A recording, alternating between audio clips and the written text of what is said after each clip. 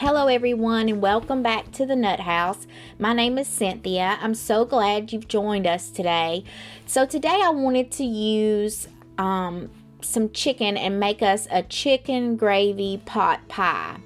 So that's what we're going to do. We're going to start out with a homemade pie crust and then a homemade cream of soup with some chicken. So I'm not going to show you, I'm going to show you, but I'm not going to tell you every single direction for making this pie crust because I have a separate video on that. But this pie crust is really the only one that I can make where it actually works, and it's just 1.5 cups of flour, a teaspoon of baking powder, a half teaspoon of salt, and 1 stick of butter. We're going to get that pie crust made, and then I'm going to let it refrigerate for around an hour just so it can be getting cold and chilled. It's just easier to roll out that way.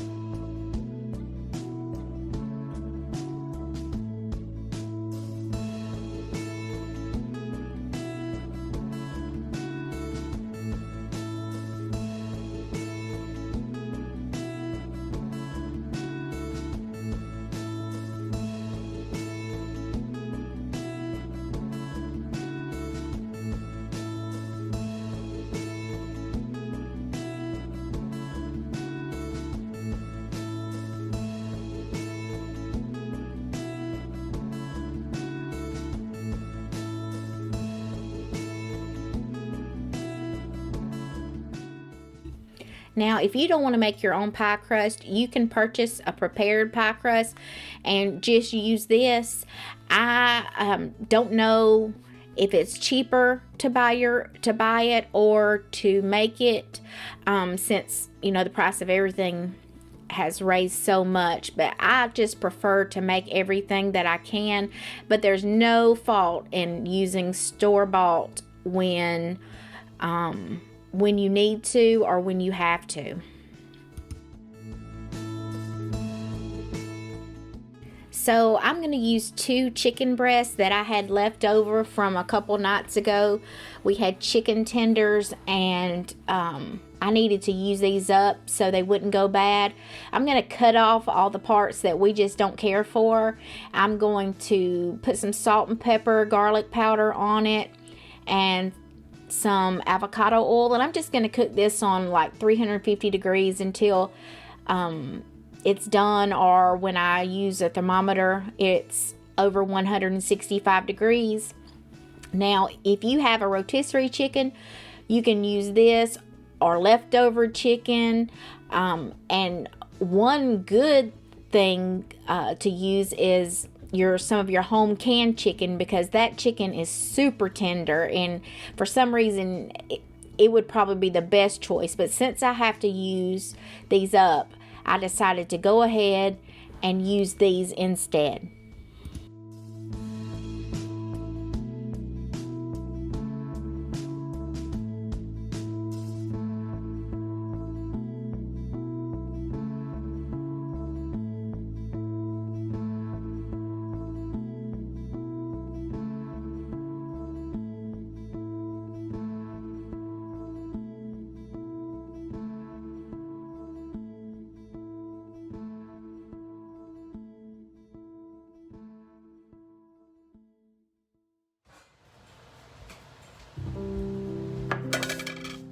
So now we're going to get ready to roll out that bottom crust.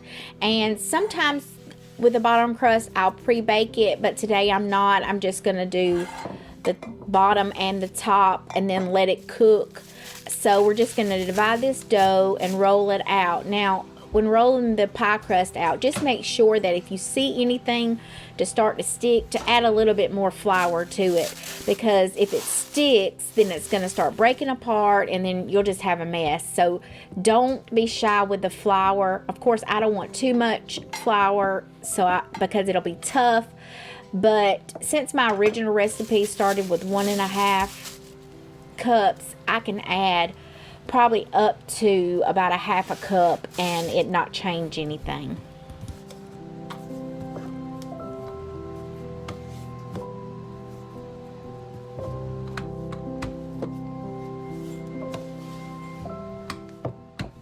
And you will see at the end of the video when I cut into the chicken pie that this crust is so flaky and so tender. It is really, really the best that I have found.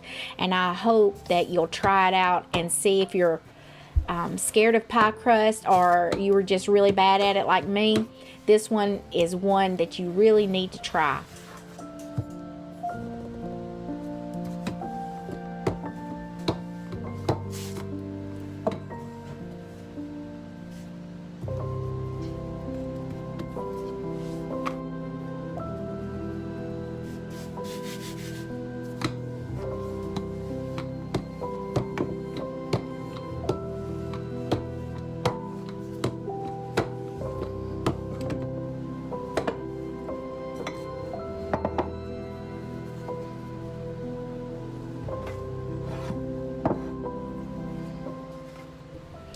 So the little piece that I was trying to put on there fell off, but that's okay. I'm going to still work with it. It's going to look pretty rustic to start with, and that's okay. If your pie looks really terrible, it still is going to taste delicious. So we're going to just scissor off kind of the excess, and I'm just going to act like it's Play-Doh and go ahead and fix it around the edges. I'm going to use a top pie crust, so all of this will be hidden anyway. So the next thing we're going to do is make our cream of soup. You can make the cream of soup like me, or you can use a can of cream of soup, but this is so easy to make and it doesn't have any unnecessary ingredients in it, so I prefer this. We're using about 1/2 stick of butter. I'm going to let that melt, and then we will add some flour to it to thicken it, make a roux as they call it, and then we'll make our gravy.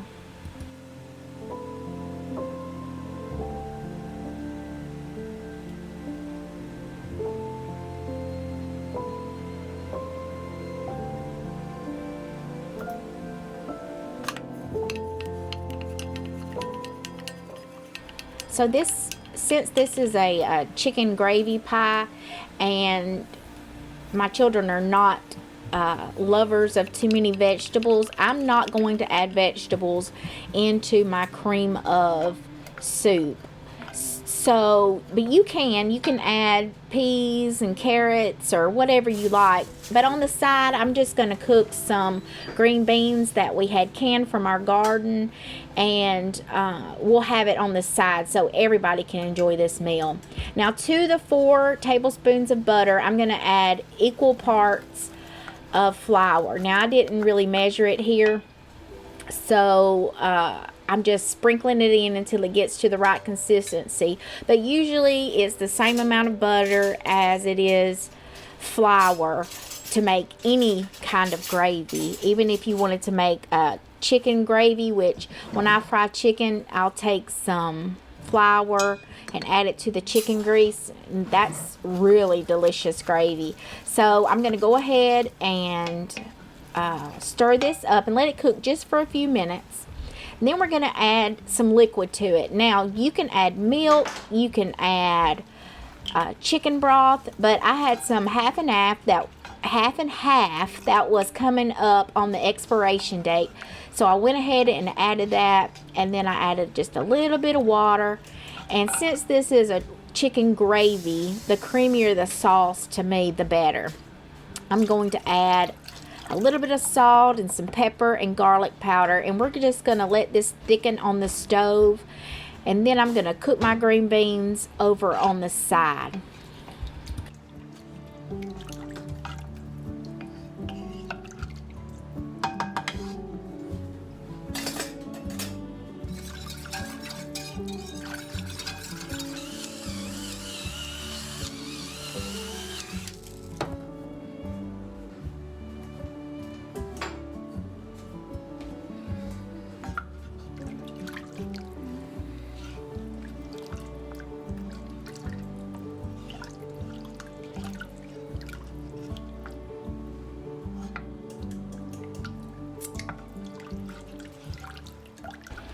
Now, if you're new to cooking, one big advice I would give you is always taste your food so that you don't over salt or under salt, because it makes a big difference if your food is just too salty, and it makes a big difference if there's not enough salt. So here I'm going to cook some green beans. I'm adding some bacon grease. That's something that most southern cooks do, is after you cook bacon, you always save your grease. And I have some in the freezer, and I have some in a grease jar that I keep in the refrigerator. I'm going to put an onion in this bacon grease, and I'm going to saute it for a bit, and then we'll add our quart of green beans in. Now here I'm tasting it, and I decide that I'm going to add about a quarter cup, or as you can see, I'm not measuring it. I'm just going to use a heaping big huge tablespoon, which probably ends up being about a quarter of a cup of sour cream to the dish. Now this base here, this cream of with the sour cream, would be really good in some homemade stroganoff, meatballs with some rice or some noodles, or just any stroganoff kind of recipe that you have. It is really delicious. So I'm going to go ahead and sit this off to the side and wait for my chicken to get done, and then we'll just put it all together.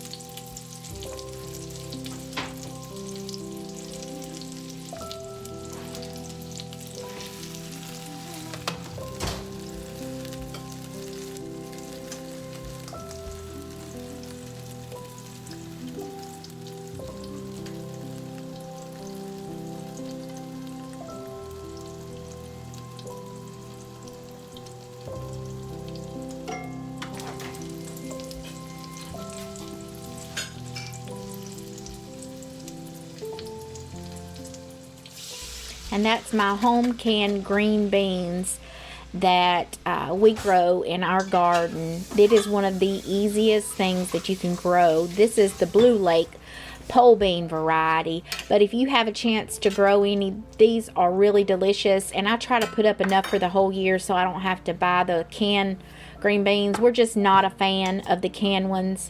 Here I'm just seasoning it up again with garlic powder and some seasoning salt and pepper, and we're just going to let these simmer because they're already done, but I just want them to simmer and lose most of that water, and they'll be ready. So here we're going to cut up this chicken. It's super hot, and get that into our cream of base over there on the stove.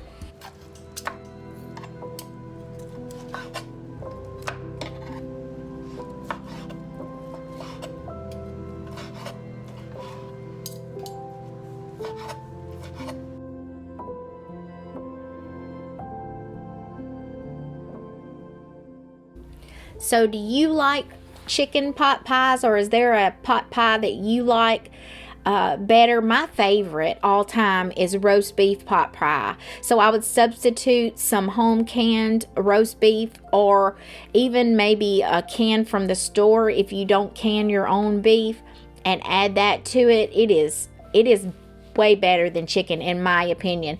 But I am out of the roast beef that I can, so I need to get some more stew meat and can that up, because in the wintertime, that's one of our favorite things to do, is serve that roast beef and gravy either in a pot pie or over some biscuits.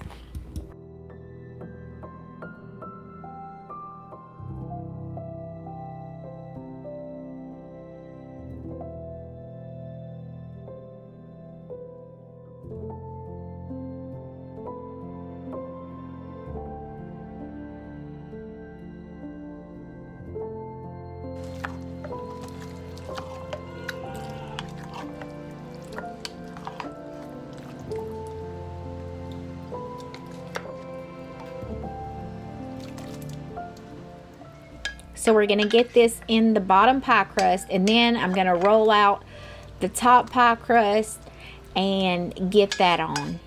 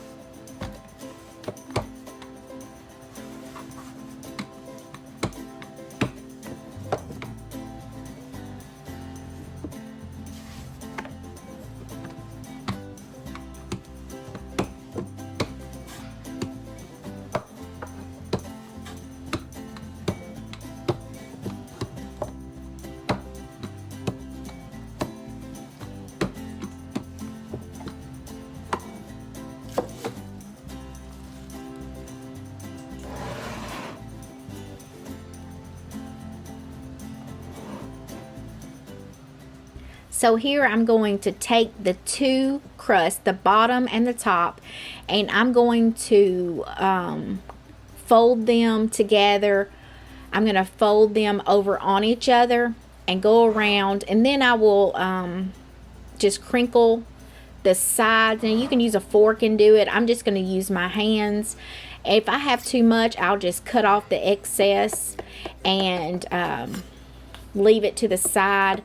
But all I'm going to do is turn this under and get it sealed up properly, and then we'll put a couple holes in the top. I'm using just a knife and using making some little slits. Almost looks like chicken footprints. That's what I think of it as.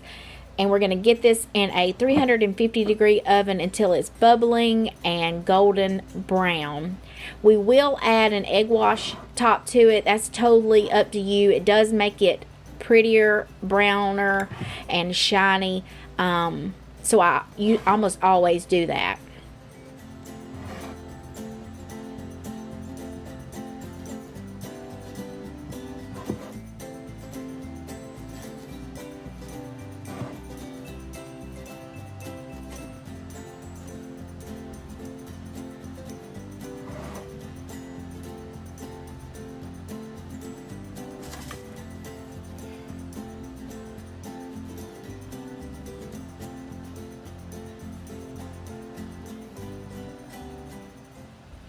I'm going to show you the results of this in a few minutes. This dinner was delicious, but I wanted to take a moment and thank you all for taking time out of your day to watch my video.